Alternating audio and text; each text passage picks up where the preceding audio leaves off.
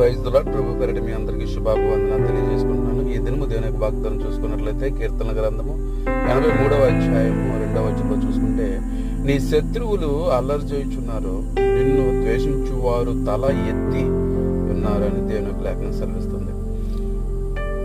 అయితే నీ శత్రువులు ఇంకా అల్లరి లేపుతున్నారు, నీ తిరుగుబాటు చేస్తున్నారు, నిన్ను ద్వేషిస్తూనే ఉన్నారు, నీ నామాన్ని అనేక దగ్గర చెడ్డగా చేస్తున్నారు, చాలా రకాలుగా హేళనంగా హేయముగా జరిగిస్తూ ఉన్నారు. నువ్వు ఒక్కసారి తిరిగి మరి వాళ్ళని శిక్షించు అని భక్తులు చేస్తున్నటువంటి ప్రార్థన మరి దేవుడు ఎందుకు వినటం లేదు అంటే, దేవుని యొక్క రాకడ అతి సమీపంగా ఉంది.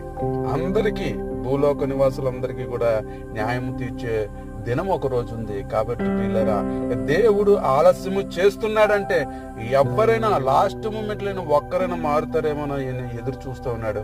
అలాంటి కృపను దేవుడు మనకు అనుగ్రహించాడు. అటువంటి ధన్యత